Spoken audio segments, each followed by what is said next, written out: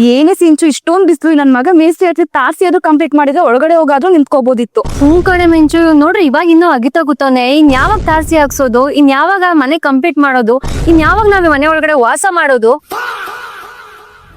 Hello, ಏನೋ ಮಾಡ್ತಾ ಇದೀಯ ಅಲ್ಲಿ?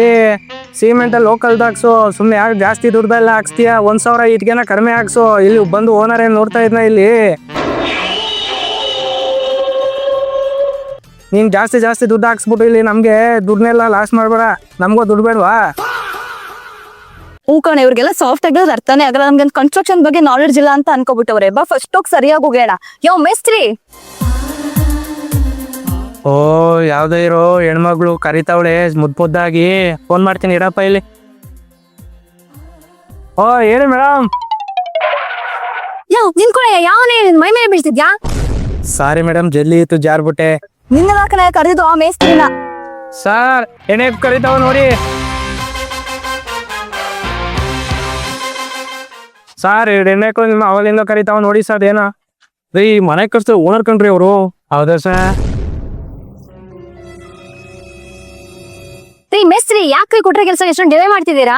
ಫಸ್ಟ್ ಆಫ್ ಆಲ್ ನಾನು ಮೇಸ್ತ್ರಿ ಅಲ್ಲ ಮೇಡಮ್, ನಾನು ಇಂಜಿನಿಯರು. ಏನಾಯ್ತು, ಯಾಕೆ ಕಿಚ್ಚಾಗ್ತಿದ್ದೀರಾ? ನೀನ್ ಏನಾದ್ರೂ ಆಗಿರೋ, ನಮ್ಮ ಮನೆಗಿನ್ನ ತಾರ್ಸಿ ಕೂಡ ಕಂಪ್ಲೀಟ್ ಮಾಡಿಲ್ಲ. ಕಾಂಟ್ರಾಕ್ಟ್ ಕೊಟ್ಟು 10 days ಆಯ್ತು, ಇನ್ನ ಬೇಸ್ಮೆಂಟ್ ಕೂಡ ಹಾಕಿಲ್ಲ. ಕೆಲಸ ಮಾಡಕ್ ಬರಲ್ಲ ಅಂತಂದ್ರೆ ಮೊದ್ಲೇ ಹೇಳ್ಬೇಕು. ಸುಮ್ಮನೆ ಯಾಕೆ ನಮ್ ದುಡ್ಡು ಟೈಮ್ ಎಲ್ಲ ವೇಸ್ಟ್ ಮಾಡ್ತಾ ಇದೀರಾ? ಸರ್, ಏನ್ ಸರ್ ಈ ಎಣ್ಣೆಕ್ಳು 10 ದಿನಕ್ಕೆ ಬೇಸ್ಮೆಂಟ್ ಹಾಕಿ, ತಾರ್ಸಿ ಹಾಕಿ, ಡೋರ್ ಹಾಕಿ ಅಂತಾರಲ್ಲ ಸರ್. ಸುಮ್ಮನೆ ರೀ. ಈ ಗಳಿಗೆ ಸರಿಯಾಗಿ ಮಾಡ್ತೀನಿ ರೀ. ಏನ್ ಮೇಡಮ್ ಹಿಂಗ್ ಮಾತಾಡ್ತಾ ಇದೀರಾ? ಕನ್ಸ್ಟ್ರಕ್ಷನ್ ಅಗ್ರಿಮೆಂಟ್ ಸೈನ್ ಆಗಿ 10 days ಅಷ್ಟೇ ಆಗಿರೋದು. ಕನ್ಸ್ಟ್ರಕ್ಷನ್ ಸ್ಟಾರ್ಟ್ ಆಗಿದ್ದು ಮುಂಚೆ ಏನೇ ಪ್ರೊಸೀಜರ್ ಫಾಲೋ ಮಾಡ್ಬೇಕು ನಿಮ್ಗೆ ಗೊತ್ತಾ? ಏನ್ ಹೇಳಿದ ತಕ್ಷಣ ಮನೆ ಕಟ್ಬಿಡಕ್ಕಾಗತ್ತಾ? ಏನ್ ನಮಗ್ ಗೊತ್ತಿರೋ ಪ್ರೊಸೆಸ್? ಒಂದ್ ಇಟ್ಕೆ, ಒಂದ್ ಜಲ್ಲಿಕಲ್ಲು, ಒಂದ್ ಸಿಮೆಂಟ್ ಹಾಕ್ಬಿಟ್ಟು ಮನೆ ಕಡಿಸ್ತೀರಾ? ಅದಕ್ಕೆ ಇಷ್ಟೊಂದ್ ಬಿಲ್ಡಪ್ಪ? ಮೇಡಮ್, ಅಷ್ಟಿದ್ರೆ ಸಾಕಾ? ಮನೆ ಕಟ್ಟೆಗೆ ಆಗೋದ್ ಬೇಡವಾ? ಗೊತ್ತು ಕಣಯ್ಯ, ಚಡ್ಡಿ ಕಾಣಿಸೈತೆ. ಫಸ್ಟ್ ಪಂಚೆ ಇರಿಸು, ನೋಡಕ್ ಆಗ್ತಿಲ್ಲ. ಮೇಸ್ತ್ರಿ ಮೇಡಮ್, ನೀವು ಕನ್ಸ್ಟ್ರಕ್ಷನ್ ಬಗ್ಗೆ ಆತರ ಕೇವಲ ಮಾತಾಡಬೇಡಿ ಮೇಡಮ್. ನೀವು ಈ ಮನೆಯಲ್ಲಿ ಆರಾಮಾಗಿರ್ಬೇಕಂದ್ರೆ ನಾವು ಪ್ರಾಪರ್ ಆಗಿ ಟೆಕ್ನಿಕಲ್ ಆಗಿ ನೀಟಾಗಿ ಕಟ್ಸ್ಕೋಬೇಕು ಮೇಡಮ್. ನಿಮ್ಗೆ ಗೊತ್ತಾ, ಬಿಫೋರ್ ಕನ್ಸ್ಟ್ರಕ್ಷನ್ ಯಾವ ಗೌರ್ಮೆಂಟ್ ಆಫೀಸ್ ಹೋಗಿ ಏನೇ ಪರ್ಮಿಷನ್ ತಗೋಬೇಕಂತ?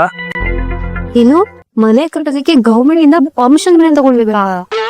ಏನು ನಮಗ್ ಗೊತ್ತಿಲ್ದಿರೋ ಪ್ರೊಸೆಸ್? ಅದೇನ್ ಹೇಳಿ ನೋಡೋಣ. ಗೊತ್ತಿಲ್ಲ ಅಂದ್ರೆ ಕೇಳಿ ತಿಳ್ಕೊಳ್ಳಿ. ಸುಮ್ನೆ ಬಂದು ಕಿರಿಕ್ ಮಾಡ್ತಾ ಇದೀರಾ. ಪಾಯಿಂಟ್ ಟು ಪಾಯಿಂಟ್ ಹೇಳ್ತೀನಿ, ಕೇಳಿಸ್ಕೊಳ್ಳಿ. ಫಸ್ಟ್ ಸ್ಟೆಪ್, ನಿಮ್ ಸೈಟ್ ನ ಕ್ಲೀನ್ ಮಾಡಿಸಿ ಅಳತೆ ಮಾಡಿಸ್ಬೇಕು. ಸೆಕೆಂಡ್ ಸ್ಟೆಪ್, ಸಾಯಿಲ್ ಟೆಸ್ಟ್ ಮಾಡಬೇಕು.